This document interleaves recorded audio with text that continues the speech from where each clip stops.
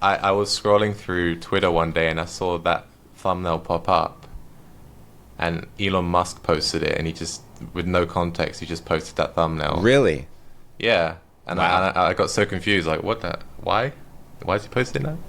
Hello, my chunky monkeys. Today we're diving into the mind behind some of the most surreal animated videos on YouTube. With us is Marco of the channel Podel, boasting 330,000 subscribers. 333. Let me correct myself. The 333K. It looks great. Maybe he should just stop there. He's got hilariously unique videos, such as NVIDIA Bread, the future of bread.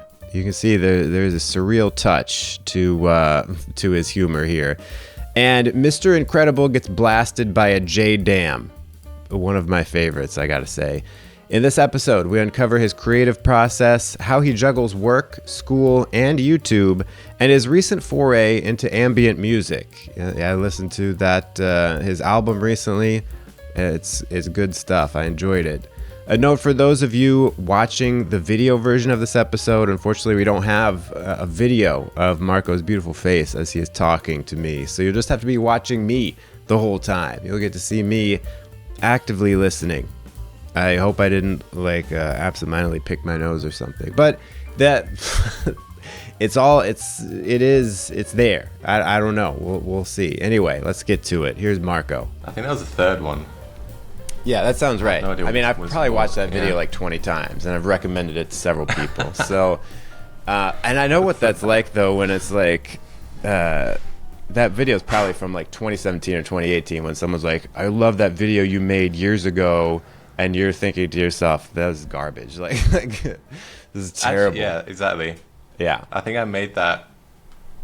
It was like July 2017. It was right after I graduated university. Yeah. I just had absolutely nothing to do, so I just thought, why not?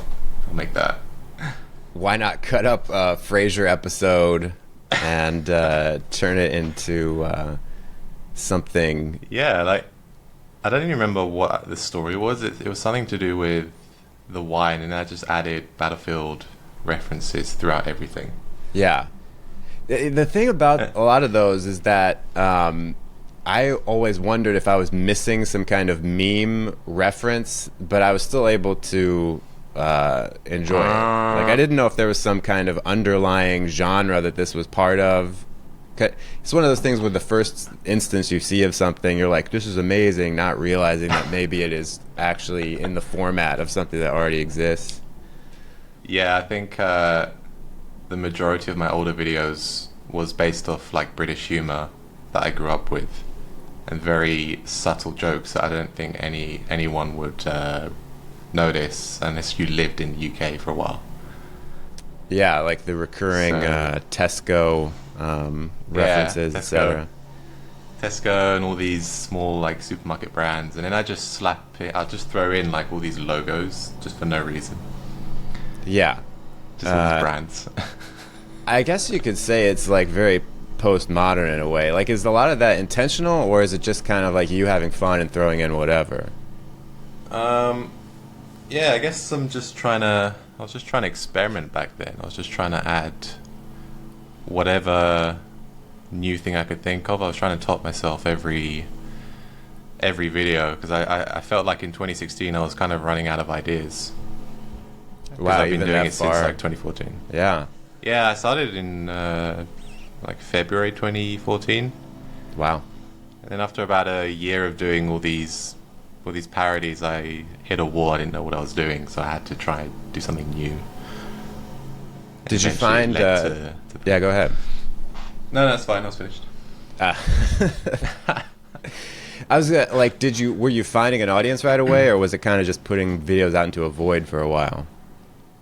I think there was a subreddit called Montage Parodies that was so popular back then, 2014, and I think straight away it was going quite well, because I still have screenshots of the channel when we had at least like 100k subs. Yeah. So the majority of the videos were getting quite a good amount of views, but then it started stagnating around 2017. So when I was doing that video, and I was just doing it for fun. I was just doing it to pass the time, and it was just enjoyable to make those videos. Yeah. At the time, where did that come from? Was it like you were just trying to work on editing skills? Is it just something that you picked up for a laugh because you saw other people doing it? Yeah, because I was studying film and sort of film communication, and back then my goal was to be an editor, hopefully. Yeah. So what I was doing was trying to experiment and it was kind of just a way for me to improve my skills and just put it to good use, to make some videos. Is editing still what you are trying to do now? Yeah, kind of. I'm sort of switching over to audio now, like engineering. Yeah. To do with that. So it's kind of ironic considering my older videos, the sound quality is terrible. It's just distortion, but I'm trying to not do that anymore. Yeah. Well, I feel like there is something to humor on the internet in the last, 7 to 10 years where it's just like loud is funny. Yeah. There was some periods where I remember people like KSI were quoting some of the videos. Oh, really? This was ages ago, and all these other people, and they were just saying how the sound quality was so terrible, but it was actually good, and I just decided to keep doing that for a few years. Yeah, I feel like there is something to that where there's a humor added when things are distorting, and I don't know. Like, I've tried to capture it myself, and I don't know, it doesn't work because I'm kind of, my background, a lot of it is in like sound design, and so it's difficult for me to separate this sounds bad from this is funny.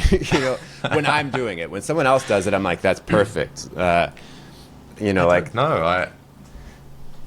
know if it's just they're just used to it. The fact that I constantly do that for every video, but even if I do like a 1 second sound that's just really horrible, they'll immediately think it's just funny. I don't know why. Yeah, I don't know what it is, because I'll find it funny too, and I'm like, is it just because it's unexpected? Is it because of Yeah, it's like that don't care attitude. Like I'm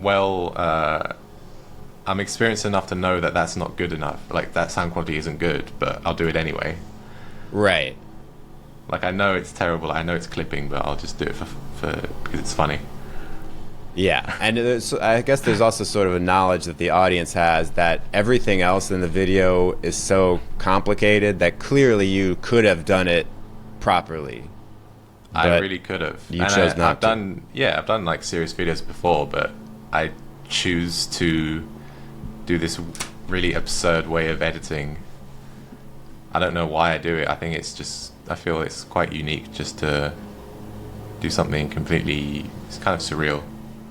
Yeah, that's what I love about your content, is that it is entirely, it's like, at least for what I've seen, it's entirely unique, and it has that surreal humor that is it's very strange. It's got like a brute force to it, but it's also got a cartoonishness to it, especially now that you've in the last few years moving to animation, where it doesn't feel like it's like a shock to the senses, but it's so absurd that you can't help but laugh at it. When did that switch happen? Like, when did you start doing the animation? Was that from the beginning, or was there a switch in the middle where you're like, hey, I can animate? So in 2014, I put my first animation on the channel. I think it was this Gravity video or something, a parody of that, because I just discovered this 3D plugin in After Effects that I could sort of use quite well.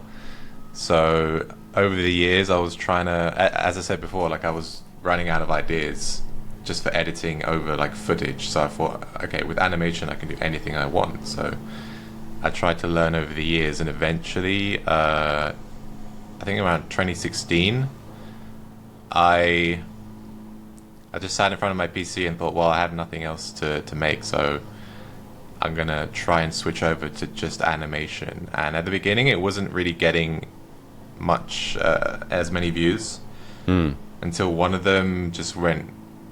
I think it was the up video that went like with 6 million views or something. Oh yeah.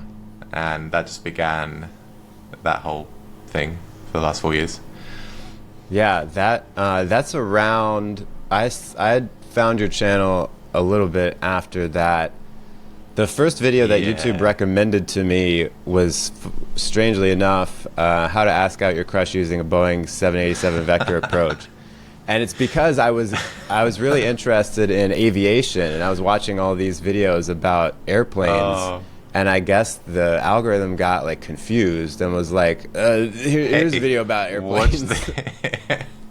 It's weird because I didn't know much about airplanes, and there was a scene where like there's something to do with the flaps opening up. And I showed the spoilers opening up. I legit thought that was the right thing, but apparently it's not. It's the wrong thing. Bet you got roasted for that. Yeah, but maybe that's part of the video. It's just everything's so absurd. Like I don't really care. It's just there's the like wrong thing happening. And your titles are amazing because of the absurdity. Like because like they all seem to follow a pattern of something like that. It's like something very specific, and there's an action in it. You know, Carl gets shot down by an F-22 Raptor, and it's just the title itself gives you it's like a joke in and of itself. Like I laugh just seeing the title. I think I began doing that with the up video. I just wanted to be so literal and say like this is literally what happens. Like pretty much tell you what the video is going to be about. Yeah. And because it's so absurd, that's basically what the title is. The title is also absurd. And then eventually it just gets even worse. Like I get so specific with some of the titles. I'm trying to look through them now. Can't really remember, but just eventually there's stuff like the SpongeBob video, you know, with the Delta P thing. Yeah. It just gets even worse of it. Spider-Man gets hit in the groin with a brick. That's a good one. That's pretty good. Of course, Mr. Incredible gets blasted by a J-Dam. Is that how you would say it, J-Dam? Yeah, J-Dam. Joint direct something munition. I can't remember what it is. Something like that. So animation is just something you picked up for your own fun on YouTube. It's not like you were studying it in school and were like, hey, let me use this. Actually, I was doing it professionally for about 5 years. I mean, I started around the same time I did animation. It was in 2017, so I started doing it professionally and on YouTube. Okay, so there was some lead up to it where you were like, I know I'm getting my reps in. Okay. Yeah. Because I wasn't using, back then, before 2017, I wasn't using professional software. I was, well, unless you count After Effects, like some of the plugins in that, but it was very limited, and I just realized I can't do what I want that well with this, so eventually I had to switch over and learn the new ones. Yeah. How would you like if someone asked you what is your channel about, how would you describe it? Like what would you say? Well, number one, I don't tell people about it. That's oh really? The rule. Because what do I say? Like I make these kind of funky videos. But if I were to answer that, I'd say, I mean, if I look at my about description, I just write 3D animator / music, whatever. But before it used to say curator of 3D chaos. Which kind of means I take absurd things and just animate it in a way. Or I ruin people's childhoods by animating their childhood shows and just like doing that. Now because some of these are so absurd and out there, do you feel like what do you feel when you are taking that risk? Or maybe I should back up and be like, how do you even, like, what's your creative process for a video?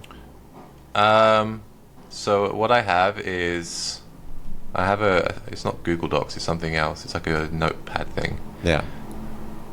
Literally, whenever I think of an idea, I write it down into a list. So for the last 3 years, I've got a literally like 5 pages of video titles Yeah. that I can work on. But the ideas just really come out of nowhere. I could be in the street watching like a construction site or something as I'm walking past, and then think of something absurd that could happen there, and then that could be an idea.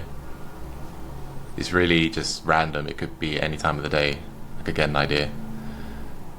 And it's like, what is the spark of the idea that makes you think that could be a video? Just something unique that could happen. Something like absurd. Yeah. Just it usually involves loud sounds or something smashing or like things falling over. I don't know. It starts with that. Right. Yeah. That's what I think is an interesting thing with your videos, as opposed to like the kind of videos I make, which are dialogue centered. You know, like nothing happens really, visually in my videos. Whereas, so like for me, a video starts from a joke, basically, or a concept or a misunderstanding or some kind of like interpersonal whatever.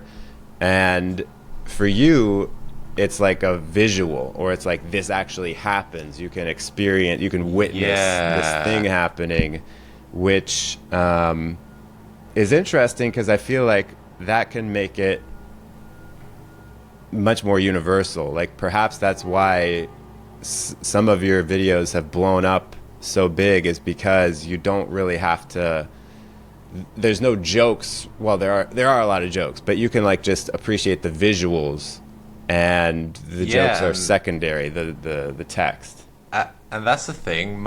The majority of my videos have actually happened in real life, like after I've made them. Like the art video actually happened quite specifically, and I didn't even, like, I kind of predicted that with the whole balloon thing. And oh yeah, and some of them are actually just like real world situations that could happen, but happen to like fictional characters, like the SpongeBob video. It's like quite scientific because of delta P, but then it's just happening to SpongeBob, which is kind of weird. Right. Yeah. So people can kind of relate to that in some way. Yeah. Of course, your most popular video is NVIDIA Bread, the future of bread. Oh yeah. Is that something that could happen in real life? Because it's been a while since I've watched it. I remember when that video came out, and I feel like that one had like a delayed. Correct me if I'm wrong. I feel like I was watching, when I watched it the first week or two, it wasn't clear that it was going to be this super smash hit with 7 million views. Was it? Did it take off right away? Yeah, I think in a week it got like 1 million. That was like the only one that did. Then I must have like tuned in the first hour or two and said, "Oh yeah, man." I mean, and the idea for that was I just saw a loaf of bread, like an image of a loaf of bread, like in a thumbnail. Yeah. And I just thought, okay, let me just go into Photoshop and put a logo on it, a random logo. So I looked through my hard drive and I found this NVIDIA logo that I used for something else. And I just put it over the packaging, and I thought, oh, that's kind of funny. And then that's how the video started. So you did, the YouTube Mr. Beast recommended method of come up with the thumbnail first, and then you worked backwards from that. Is that a thing? That is like the way the pros say to do it, is before you even commit yourself to, writing a script or whatever, you need to, design. You need to have a thumb. If you can't package your video, then there's no point in making it. Like if you can't come up with title. That's a good idea. Actually, I think I've done that without realizing. Oh yeah, I visualize it. Yeah. Yeah, you look at your top videos. I mean, the Bing Bong Theory, the thumbnail is funny, but I don't know if it's best practices necessarily by today's standards. But stretched. Yeah, but the NVIDIA Bread, the Up To, the Mr. Incredible one are all very eye-catching, and they look like, man, I really want to click on that video. Like I want to see the up house get blasted by a F-22 Raptor. I know, and I was scrolling through Twitter one day and I saw that thumbnail pop up, and Elon Musk posted it, and he just, with no context, he just posted that thumbnail. Really? Yeah, and Wow. I got so confused, like, what the, why is he posting that? Not So, even a yeah. link to the video, just the thumbnail? No, obviously he didn't link the video, but I think it was when the actual incident happened with the real balloon, Oh. and he just tweeted that to something. I don't know. Did that video get a bump when that happened?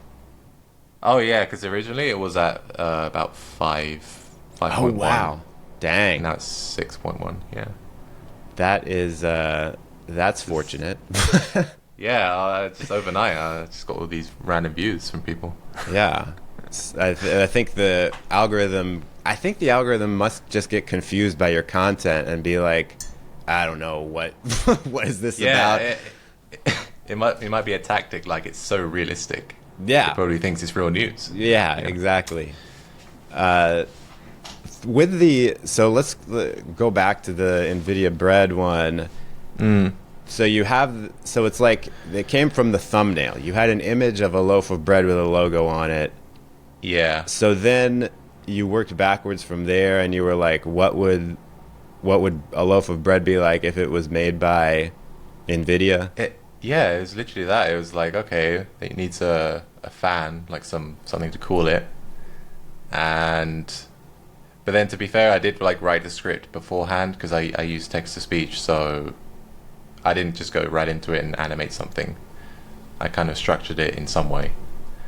But yeah, originally it was just a thumbnail and literally slapping a logo on the packaging, and that was it. I worked from there. Wow.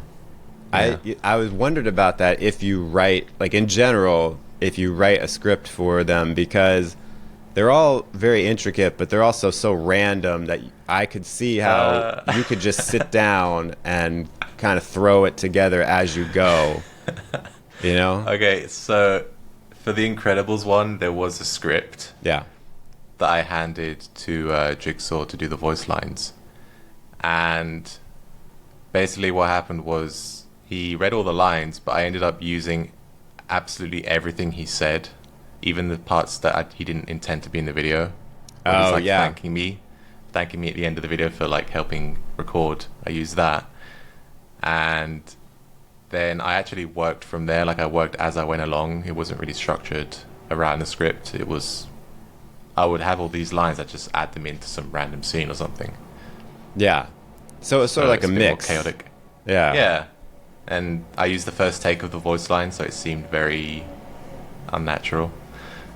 Yeah, I do With it just- remember there was one line where he breaks and he starts laughing, and you left that in, Yeah. which I thought was funny. Yeah, that was him actually just laughing at how terrible the line was. And Yeah. I just kept it in. How long does it take you to make a video like that? I mean, the Mr. Incredible one, that's 6 minutes long. I gotta imagine Oh, yeah. it's like weeks and weeks So, of work. yeah. Actually, that one took 6 months because Oh, wow. it was, when was it? It was 2020. So, yeah, around 6, because I started it in March 2020. I finished it in September. But that wasn't the longest one. The longest one was a SpongeBob one. That took 11 months because I was doing it on and off. I wasn't working on it every day. Right. But the average video, I guess, will take roughly maybe a month if it's animated. Yeah. Which is why I don't do it that often, because just don't really have time at the moment. But Right. yeah, back then I was just going all out and doing these really long videos and just hoping at the end it would get some views. And 75% of the time they did. The rest, one of them for 2017, it was like a 13-minute animation, didn't do really that good. Oh, man. So yeah. That's always a heartbreaker, where you put in the extra effort and you're like, okay, Yeah. no one wants to see And then this. and then I release like a 1-second video of like a still frame, and that gets more views than something else. Yeah. Yeah, I mean, you've done a lot of kind of just like joke posts that Oh, yeah. I've noticed over the years, like the exclusive gameplay footage from Grand Theft Auto 6 in 8K. That's actually 40 by 30 pixels upscaled to 8K. Yeah, that's and it's funny because it's like you look in the YouTube settings thing for the video player and you're like, yeah, this is an 8K. No, yeah, it's definitely 8K, and the sound quality is the worst I've ever seen. I actually encoded it like the worst quality you could possibly get, so it sounds like you're underwater in like a bubble or something. But so what's the thought massive process behind a video like that, where it's sort of like this? The joke is like the video itself isn't funny. The joke is in the fact that it's a 4-minute video that's unwatchable. Like, is it for us, the people who are in the know, to laugh? Is the point to get people who think it's a real trailer to click? Yeah, definitely. Like, the people that are subscribed, they've known over the last 9 years of watching the channel that I'm known for making really long, overly detailed sort of videos that I spend too much time on. So then I just counter that and do the worst possible effort. And plus it's because it's kind of a filler while I'm working on a bigger project. I'll just do a little filler video like that. But yeah, it's just definitely for the people that know, because people outside of the channel they'll see that and think, what is this, you know? Yeah. They don't know they will be mad. Joke. Yeah. Yeah, they will. Do you ever get people clicking who don't get what you're trying to do, and they're like, what, you know, they're upset, they leave a angry comment? Do you even read the comments? Yeah, I read every comment. Yeah. Oh wow. I like reading them. And I think I've had a few of those where you know, it's not their fault. Like, they just don't get the inside jokes. It's just basically between me and the people on the channel. But I haven't really had anything hostile like that, I guess. Yeah. It's been all quite good. It's just they just don't really get it. That's it, really. Yeah. Yeah. Well, as soon as I asked that question, I know that you at least read some comments, because I got a heart from you one time. Desperate viewer here. I was like, notice me. It must have been on that Cooking with Podal one. It might have been. Then it might have been too. The one I remember, I think. Well, yeah, it might have been that one. Yeah. Specifically, I remember. I think I left one on the Homer Simpson one. I don't know why this sticks out in my mind. One. Oh yeah, that one. Because of the line where he sits down and he says, you know, "Give me a doof." That was that got me laughing. So I. Oh yeah, I'm looking at your comment now. It says, "Who else is watching this while drinking a doof?" Yeah, there we go. There you go. It's, I forget. Let's see. When was that released? Was that 2020, 2019? It was kind of, you know, it's weird. I don't know do you comment on other videos from your main YouTube channel account? No, because what I do is I have like an archive account, which used to be my old YouTube account.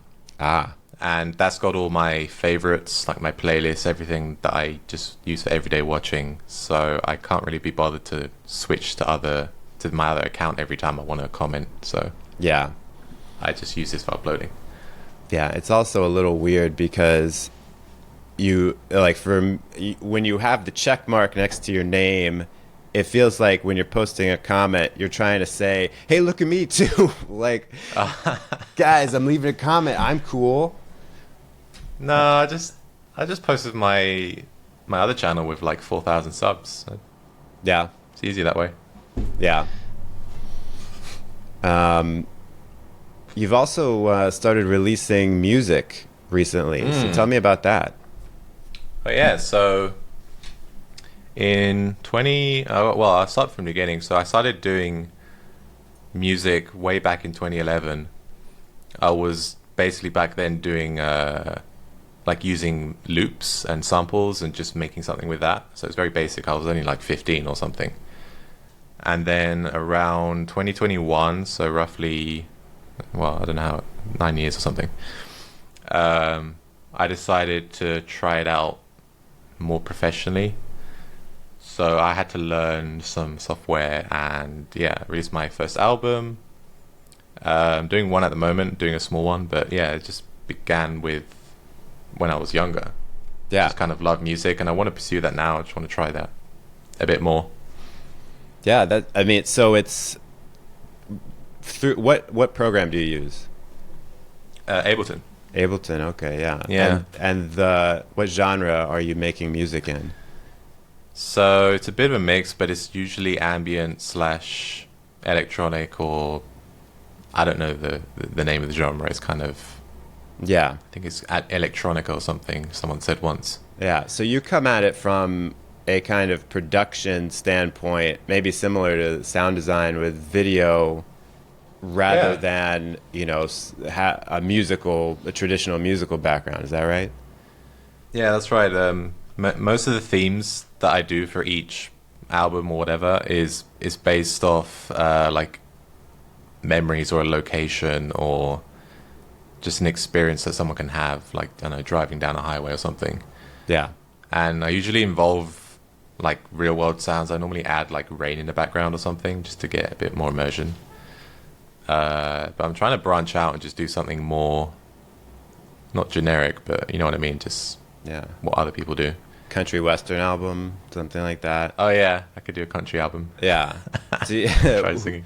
so what is the, like, ambient music, what is the idea, like, because there are some songs if you're writing them, you would expect, oh, someone's gonna like listen to this and sing along with the words or whatever, but ambient music is sort of like that background, get into a trance kind of thing. Like, what do you imagine when someone puts on your music? Like, what is it? I mean, this sounds so basic and devaluing the art, but it's like, what in what situation do you imagine someone listening to it? So I've always been a fan of ambient music ever since I was a kid. It's a very good relaxation tool. Yeah. And I, every day while I'm working, I have some kind of ambient music in the background for that reason, just to relax while I'm working. So what I want to do is, just like every other artist, is just create music for people to be able to relax. Just something they can play anywhere they want that, just calms them down if they need it. Yeah. Do you like have a playlist on Spotify or something that's your go-to? Yeah, I've got loads. I can actually open and check, but it's mainly this artist called Igneous Flame, which I listen to religiously. He just does exclusively. He does ambient basically, and he's been doing it for so many years. He's kind of my inspiration for everything. Yeah. Which is cool. Yeah, I ask some of these basic questions because that's a genre I've never really dipped my toe into. Because sometimes when I'm working, I'll look for something in the some ambient playlists. Oh yeah. But I feel like with Spotify, I don't know if this is because of the genre itself and what's out there and what's popular, or if it's the people who make the playlist at Spotify. But I just find it all like. I just feel depressed when I listen to a lot of these kind of instrumental things. So I don't know. This is probably just a me thing, No, fair enough. I mean, like, what kind of music do you like then when you're working? I can't usually listen to too much music when I'm working, so it's got to be instrumental. I mean, you probably understand that. Like, if there's lyrics, my creativity gets confused.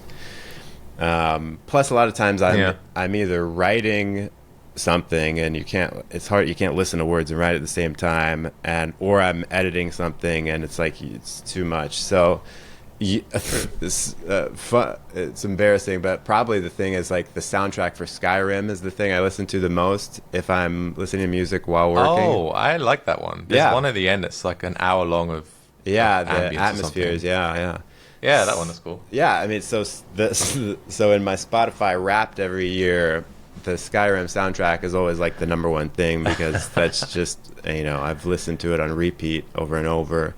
See, that's one of my inspirations as well, like, because it does use like real world sounds like wind and stuff. Right, yeah. It's kind of very organic. I like that. So Yeah.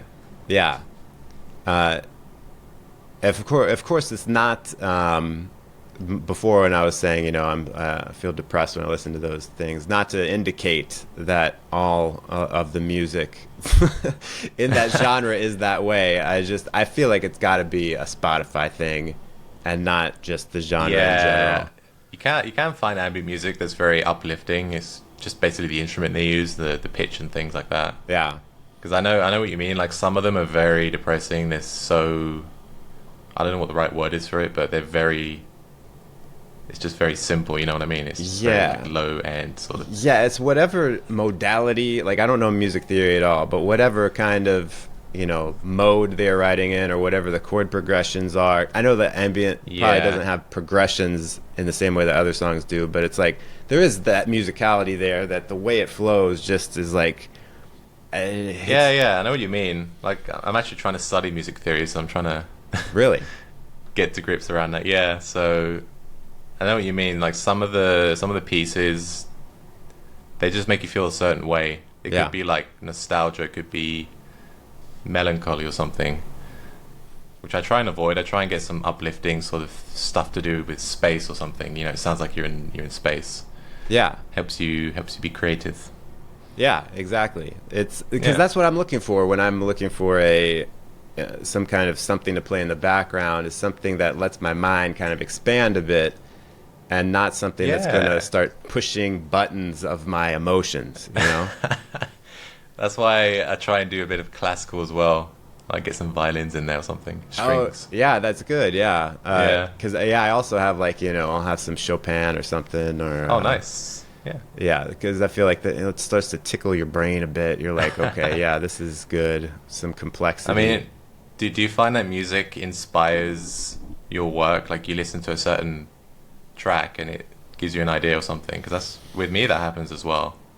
Yeah, I think a lot of it is kind of analogous, and that can happen with any artwork. But music, there will be. My biggest, this is so basic, but like I'm a huge Beatles fan. Like I listen to the music all the time, and there will be kind of inspiration where it's like they approached a song or an album in a certain way, and I'll be like, I want to approach a video kind of in that way, or this song has kind of this journey to it. I feel like Paul McCartney in particular, like in his solo stuff, and I feel like if you were to ask him, he'd be like, I was just writing a song. Like, but for me, it's like a lot of his songs have a way of going on a journey of feeling upbeat and then having this like question at the end that leaves you feeling less upbeat than you started, which I just complained about feeling depressed by songs, but it's different. It's a kind of just like, I love that idea of twisting things at the end, which is, it's a basic dramatic I know what you concept. mean. I know what you mean with the Beatles one. Yeah. Because they just sound so different. I can't explain it.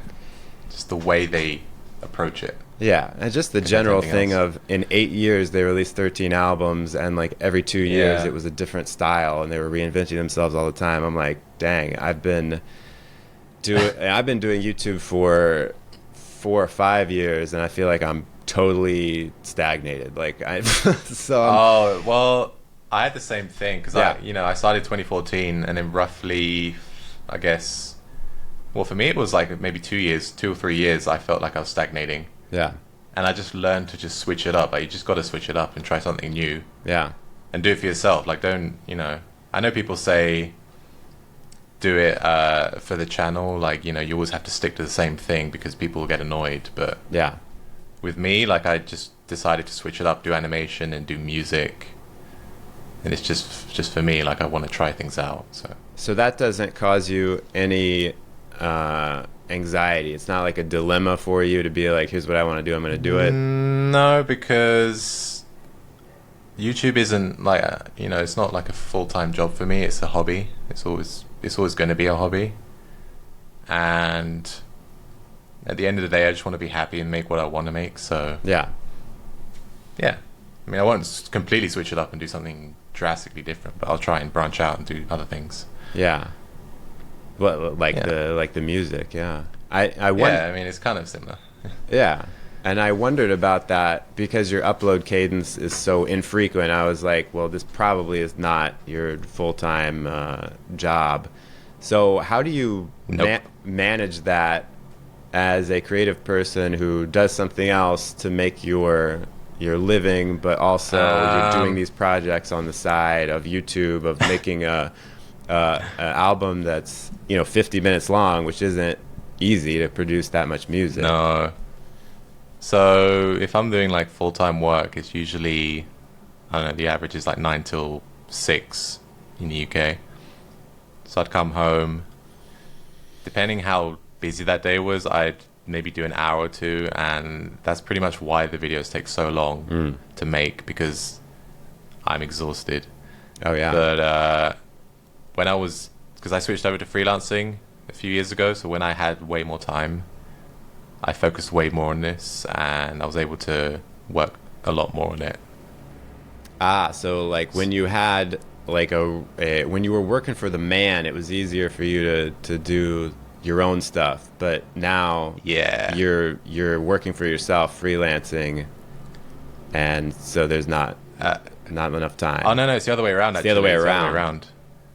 Yeah, when I was doing the old 9 to 5 thing, I didn't really have time because obviously you're exhausted. But now that I can sort of request, I don't know, 2 weeks off, 3 weeks off, because I have my own schedule, I can just spend a whole day doing it if I wanted to. Yeah. Which is great. Yeah. Because a lot of people, on my, this podcast will go on my second channel. The other videos that I make, the shorter videos, are kind of about creativity, and people are like, what do I feel like my job burns me out, and I don't have anything left for what I want to do, for being creative. Have you ever felt that, or are you just limitless energy? Like, how do you deal with that? I don't know. I kind of channel all my energy into creating these ideas and then having a really big goal in the future. So basically this is all practice for what I really want to do. It's basically, what do I want to do in the future creatively? And you can do all these smaller videos and try and perfect whatever you're trying to do, like animation or something like that. So what's the dream goal for you in the future that you're working The dream goal, I guess, is to just do a larger scale animation or something similar. A big creative project, but because I've got all this experience now from doing it on YouTube, I can do a better job, I guess. Yeah. So would the idea be to, like, you want to create, like, direct, I don't even know how it works, like a mainstream animated film, or would it be to, like, get work for a big animation company, like work for Pixar or whatever? Like, what's the ideal dream for you? I mean, my dream always changes every few months, but I guess I'd like to eventually direct my own animated film. It could be like a 2-hour thing or something. That's the goal. Yeah. Or ideally, if I'm pursuing this music path, I can do something similar with that, like help score a movie or something. Yeah. So that's so I'm kind of working towards that, because obviously I'm still learning. At the end of the day, I'm not perfect, so it's just practice. Yeah, well, I mean, it's impressive though, because I feel like a common thing I've heard throughout this is you just like taught yourself a lot of things, and I'm like, how do you have the time to do this? Because it's like I've taught myself things too, but it took a real long time, and and I'm not even very proficient at those things. You kind of have to start when you're like 14, like I did. Okay, so so basically, when you're 14, this was like 2010. I was very curious. I installed like animation software like After Effects and things like that. And after school, I'd just experiment and do whatever I wanted. I'd try things out. So when you're starting at a young age, you get a kind of an advantage because you're 14, so you've got so many years to try and improve yourself and things like that. Right, yeah. No one is demanding that you stop and get a job or whatever, you know. Yeah, like I'm just going to school, you know, I can do things after class. Yeah. I mean, that's a good point, because one of my, I started learning how to record music when I was like 17, and oh, nice. It was like slow. It was very slow and gradual, but I just had the luxury of being able to teach myself as a hobby, and those are like skills that I vaguely still have today. But if I were to try to learn it now, it's like I tried to. I originally used Final Cut Pro to edit my videos, and then when I started working with an editor, they wanted to use Premiere, so I had to switch over to that, and it took me about 2 years of like the worst frustration ever to learn Premiere until now I'm proficient at it, but it was not fun or easy. Oh, I had the same thing because my job actually required me to learn Premiere, so I had to in the office learn it while I in between working on other projects. And it brutal. Did take like 2 years as well. But then that point you just said about recording music, did you mean like actually like with microphones, setting it up and placement, things like that? Yeah. I got so for Christmas of 2004, so I'm a little bit older than you here. So I got I was 17. I got a 4-track cassette tape recorder. Oh, nice. And so all this analog thing is still at my parents' house somewhere. I need to dig it up because I'd love to try to make some like lo-fi, like real authentic recordings with it. But yeah, so that's how I started learning, and then a couple years after that I got an 8-track digital recorder, and that opened up a world of possibility. And then after that I learned how to plug straight into the computer, and I used Audacity, and then I got like a lot of times when you buy stuff, audio equipment, you'll get a free thing to like the light version of Ableton. So I got that as well, Cubase. Yeah. So I got Cubase. Yeah. So I'm in the Cubase ecosystem now. So I've got Cubase on my computer, even though I think it's like designed for techno music, but it's like whatever. It's what it's pretty good. Like I'm actually studying again now for a year, like all this audio engineering and setting up things like you're doing. Yeah. So and we have to learn Cubase. We have to learn Pro Tools as well, which is so difficult. And that's like the industry standard. I don't know if you've used Pro Tools before, but I've never used it. No. Yeah, it's a while to learn, but it's very good once you know it. So you in school now for audio engineering? Yeah, I went back to school after like 7 years of working. Wow, what I really want to pursue this. It's weird. It's like you're back in a classroom, you get assignments, most of my class are roughly the same age as me. It's kind of varied. It's like a 10-year age gap sometimes, but yeah, it's really cool. Just learning. So you're learning how to set up the microphones and all that?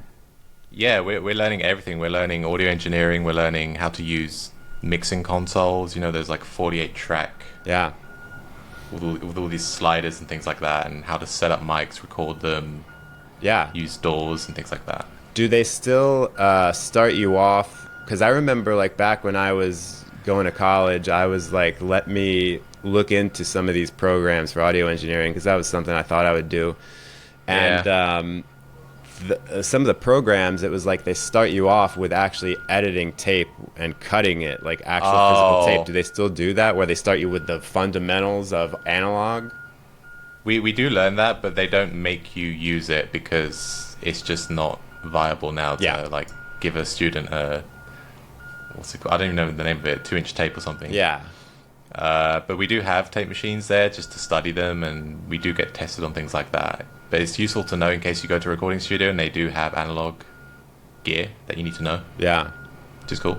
Yeah. So is the path after this, would the idea be to, you've mentioned like working in movies, like would this degree help with getting into a movie studio, or would it be a better path to go into? You're also doing music. Like, I feel like you're at a part of your life where you've got a lot of options to choose from. You could go in several different directions because you have a lot of different interests, and the skill set is is open enough for you. So like, what do you think the next step would be?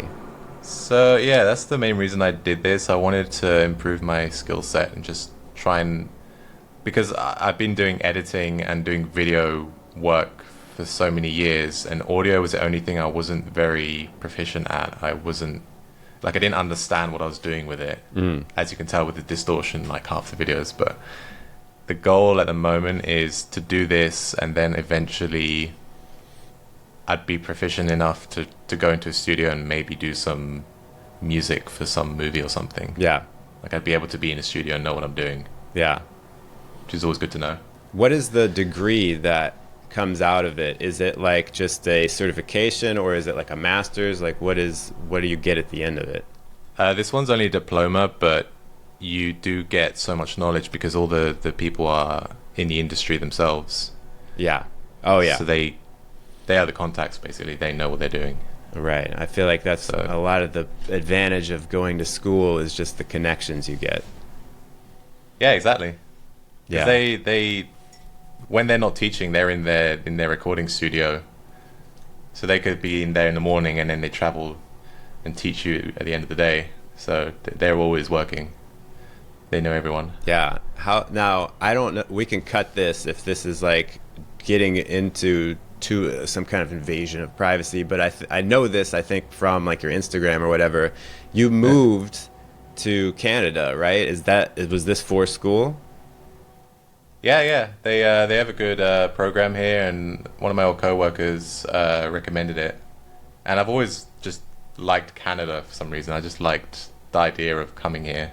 I mean, it's a great place. So yeah, so I'm in Toronto right now, which is it's always smoky outside for some reason from the wildfires. Yeah, it's still going on up there. Yeah, I think they said it's like the season for that, but it's just worse this year or something. Oh yeah. Well, like a month ago, it blew down here, even around where I live, which is near Washington D.C. There was a day where our neighborhood smelled like smoke and it was hazy. Like it was. Yeah, I read that. Like even in New York, it was just completely. Yeah. It looked like orange or something. Yeah. And I have a few YouTuber friends who live in Canada, but they're not in Toronto, but. Canada is a very cool place. What's the transition been like? Just moving to a new place, has it been like difficult to adjust? How long have you been there at this point? I've been here 5 months. Okay, yeah. So you've had a little time, but it probably still feels new. Like what's it been like? I mean, it's really weird when you move on your own. Like you completely switch your life around and just move. The first month was a bit terrible because my luggage was lost on the flight, so I didn't have anything for like a month. Yeah, but everyone's so friendly. Everyone's very welcoming. Everyone's just really lovely here. They treat you really well as a foreigner. I'm coming from the UK, and they always want to know about your culture and things like that. So yeah, and they think the accent is really cool for some reason. Yeah, I mean, I feel it's kind of this thing of, hey, we're speaking the same language, but it's like different. It's like the first day of class, everyone just looked at me and going, like, why? They said like, why are you here in Canada? Like, did you get lost or something? Like, I don't know. Yeah, is the idea to just be there for school, or do you think you might want to try to stay afterwards? I mean, I can't really answer that. I don't know at the moment, but I'll just see where it goes. Yeah. If I enjoy it enough, Oh yeah. See what happens. Yeah.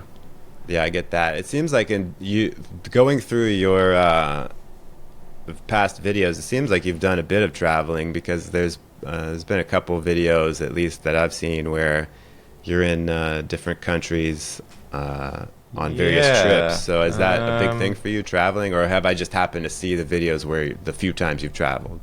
No, traveling is definitely a big part of my life. Before I came here, I was going at least twice a month somewhere. Mm-hmm. Maybe not like international, but I'd go around the UK to some various place. But yeah, eventually I was doing most of Europe just because I wanted to try hiking just random places and exploring everywhere. Yeah. Well, I mean, it's lucky where, you know, in living in the UK, you can just like get on a 2-hour flight and be in, you know, a totally different country. It's Yeah, and you don't need any paperwork, I guess. I Yeah. mean, you don't need a visa or something. You can just go to some random country. Like, you can go to Italy. I could book it the night before and go the next day if I wanted to. Oh man, that's the life, Yeah. man. Going to America last year, I actually went near DC and I went to Silver Spring. Yeah, I was And, gonna ask you that because I saw a video that was called Silver Spring, and I was like, "Is that Silver Spring, Maryland? Is that what you're talking about?" Yeah, that's where I went. Wow, It was lovely. yeah, it's I went there. I went there last May. I went there for about 2 weeks, and then I went to New York as well, nice. where I got food poisoning. Oh no, not nice. Not nice. Just yeah. Well, it was my mistake because I went to like a burger stand and just ate whatever they gave me. So I mean, you figured they're in business. They should, you know, they shouldn't be giving Well, people food poisoning. yeah, I mean, you know, it was my mistake, but it was cool. Apart from that, Was that your first time in America? yeah, it was. Yeah. What was your I was very scared. I impression? didn't know where I was going. I nearly got run over by a car for some reason. Like I was opposite the U.S. Capitol, and there was like a 4-lane road or something. Yeah, yeah.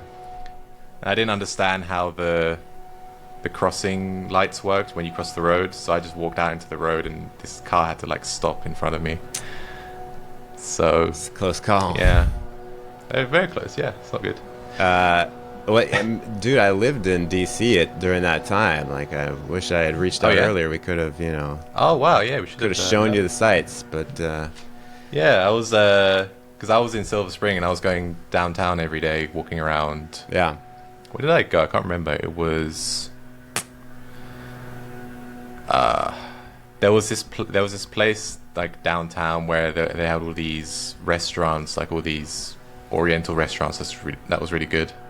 Oh, yeah, like I don't remember the Chinatown. name. Yeah, pretty much there. Yeah. Yeah, that was nice. It's a good city. It does all the traveling. Does that help with your creative inspiration for whether it's videos or music? Like, where do you draw?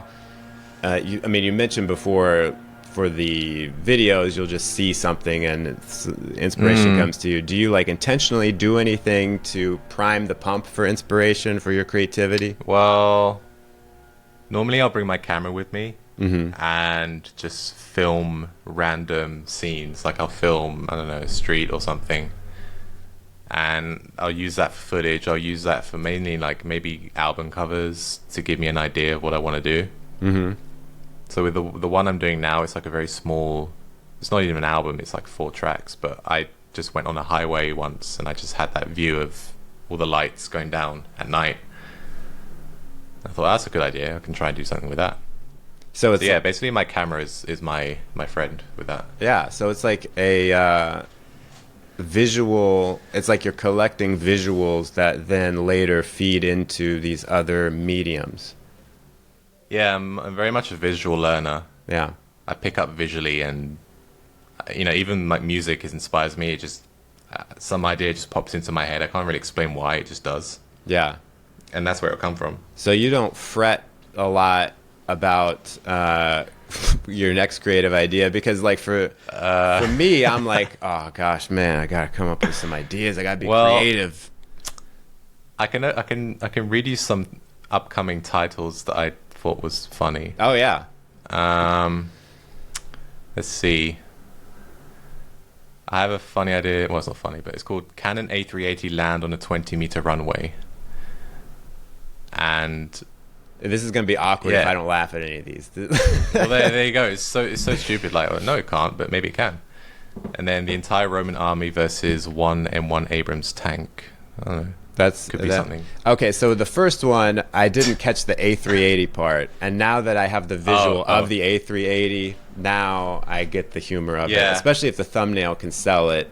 Yeah, It's like the Boeing 787. one. the Boeing video. Like, what could I do with that? Something really absurd. Yeah, So that's it, really. It's just 5 pages of these random titles. You know. Yeah, no, I do the same thing. I call it a dump file where I just write down everything. I have Google Keep on my phone, and I just write down everything. Yeah, I've got the same thing. Yeah, You can get it on your PC as well as like a standalone application. I'm gonna have to do that because I always, I just go through my browser and Google Chrome when I'm trying to get it on the computer, which Yeah, but you can. I think it's like a pop-up. You can get it on your. I don't know if you have Mac or PC, but you can like pin it to your taskbar and just have it open up. Okay, yeah, I've got to do that. Cool. Yeah, I've got Mac because Cool. Yeah, PC. It's like that's what I originally had, and it's just it gets too complicated. I can't handle it. To be fair, like we had to use Mac at work, and I actually kind of enjoyed using it. Yeah, But it's just the software that wasn't supported, so I didn't really migrate to that. yeah. I just have a few more questions for you because this has been a very interesting interview for me, and I feel like you're a brilliant creative mind. If I can use an overly Brilliant creative mind. One specific question and one broad question. The specific question is I've seen occasionally you'll be live streaming while you're editing, and it'll just be you at a computer. What's the thought behind that? Is it like some kind of artistic thing where it's like, hey, watch me do this? Is it sort of like for a community connection? What's your... It definitely is like a community connection thing. I just want to talk to people that watch my videos and just have a really relaxing stream where I'm just editing something. Yeah. Because I used to do that a lot back in the day, like 2017 onwards. I was doing every few weeks, I was doing a live stream for several hours, just me in software doing stuff. Yeah. But then lately, like I guess some of the comments, like for the SpongeBob video, someone said that I didn't even make the oil rig, like I just stole it from some asset store. Mm-hmm. So I just did a live stream of me opening it up and like actually doing the modeling just to prove that I actually made it. Oh, wow. So yeah, but mainly just to connect with people. Yeah. Does it get distracting at all, or do you because I think when I tuned in, it was literally just you editing and maybe not saying much to the audience. So I was like, is this just a performance bit, or is this just a period where he is focusing and then he'll come back? Like some of them, when I first started, I was always talking. I had the mic on, I had the chat on the other screen. Yeah. But then eventually I wasn't even working. I just ended up just talking. Yeah. And I wasn't being productive. So I did a bit of both where I'd muted myself and then just worked. And then did an occasional like comment at the end of the thing. Yeah. Because, I mean, live streams are exhausting. Like when you're engaged with the audience, like it's not easy. No, especially when you're trying to think while you're editing, like you're doing complex, I don't know, musical 3D things. Yeah. Having to just read the comments, reply, and then remember what you're trying to do, and then check the software's working, check the mic levels are fine. It's just very... You need someone else to do that for you. Like, you need two people. Yeah. It's way too... Like, even when... In 2020, I did live streams where it was just me like this in front of a camera, and even then, that was just way too much to keep track of, and I couldn't... Oh, was it? Like, just simple, like, just talking? Yeah, it was basically just fielding questions from the audience, but even then I just felt too overwhelmed. It was very difficult to keep up with. Yeah, I guess that's why I stopped doing it. Yeah. What I did was I live streamed on the main channel and then just archived it on my archive channel, so I just have a playlist of 100 of live streams. Oh, and so people can go watch those? Yeah, they can just watch the VODs on the other channel. Ah, yeah, the VODs. That's a term I recently learned. The VODs. That's the YouTube name for regular videos. So here's this is like my last question before I get to kind of like the general wrap up stuff that I like to ask every guest. Do you have... So for me, a lot of times when I've been working, I'll just do what I think is right and put that out. But sometimes I'm like, let me get a lot of opinions before I go to the next step. Let me make sure this concept is right. Let me see if this script is right. Let me see if this video is worth releasing. Do you have people that you bounce ideas off of, or do you just rely on your own compass? I don't know. I guess for very specific videos where it's like historical, Yeah. I'll get feedback from certain people. Uh-huh. But the majority of it is not really worth. I mean, the videos are so absurd. I don't think people would have anything to say apart from, oh, this is very weird, but I guess it's cool, you know. Right. So occasionally, like with a serious, like especially my music, I'll get feedback definitely. But everything else, like, I don't think it's really worth it. So. Yeah. At what point do you get the feedback for your music? Is it early on, like draft phase, or is it once it's done, just deciding what to keep and what to throw out? It's roughly after the first draft. Yeah. Like I'll arrange something, send it to people and see what they think, and then I'll build upon that. So I'll get to like version 10 of a certain song, and it'll be a lot better, obviously. But yeah, I start very early. Yeah. So do you like, what do you say to them? Do you just say to this person, hey, tell me what you think, or do you have specific things like listen for this, or do you just say like, be brutal, give me the most? I'm very basic. I just say, hey, here's my new song, just take a listen. Take a listen and tell me what you think about it. Yeah. I mean, they always give constructive feedback. They're not going to say, oh, this sucks. Yeah. They'll give me some feedback. Yeah.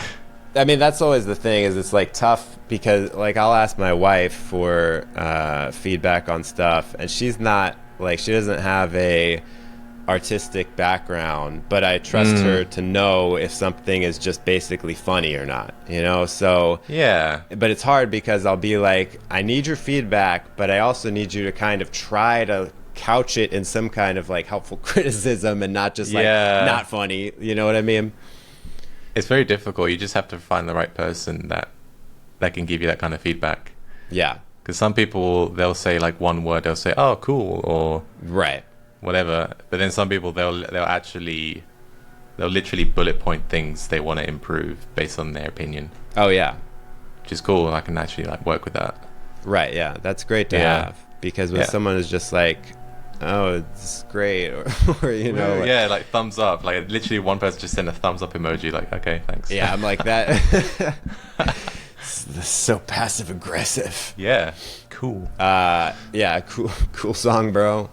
The worst for me is when someone is like, oh, that video's cute. I'm like, no, I like, that's the worst. I'm not making a toddler's video.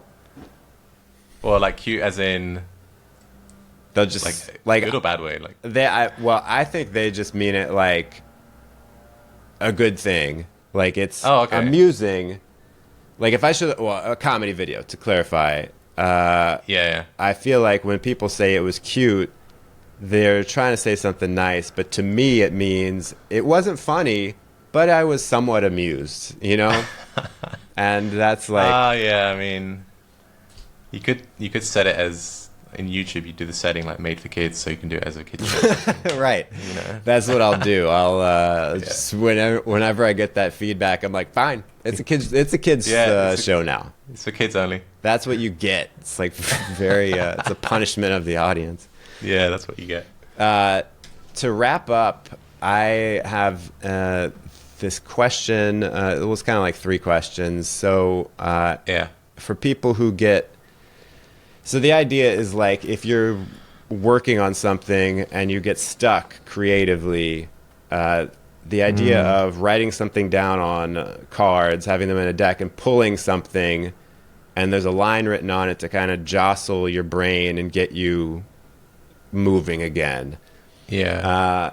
So there's 3 types of cards, and I'll just go through each one individually, and I'll get your response. So what would be a question that you could put on a card that you or someone else could draw that could hopefully get them unstuck in a time of creative block?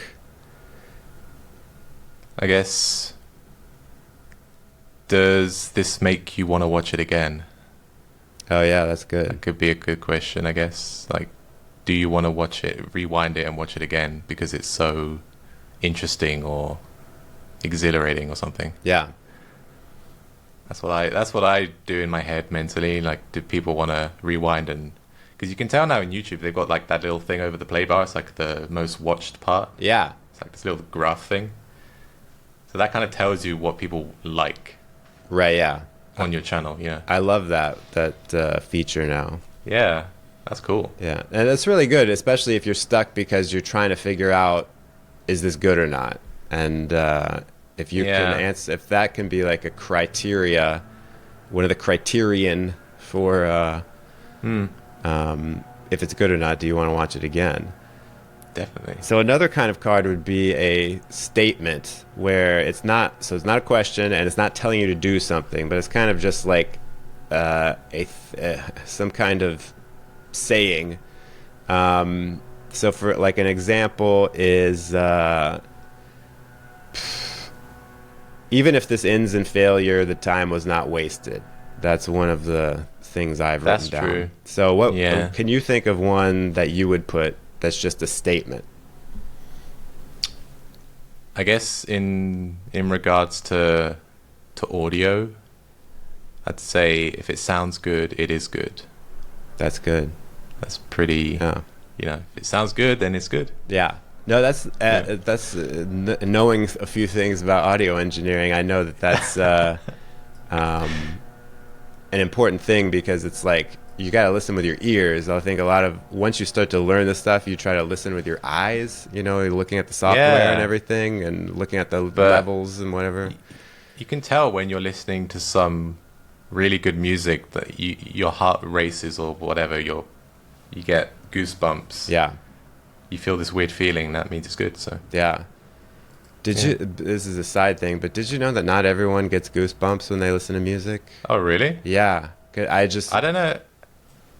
Do you get them naturally, or is there a way to just trigger it? I mean, I get them. I get them naturally, but it's also like if I'm listening to good music, I'll get goosebumps. And I read somewhere that it's like, I don't know, only 20% of people have that experience. Because I don't know if I rarely get them. Like if I listen to some really good music, I won't feel like I have goosebumps. Yeah, I'll just feel this weird feeling. But yeah, it'd be nice to have it more often. Yeah. No, I mean, for me, I guess I'm very sensitive to it where it's not every time, but it's like if I can, especially if I'm getting into a place where I'm just I'm concentrating on the music and can get into the emotion of it, I will, even a song I've heard a million times before, I can still get goosebumps from it.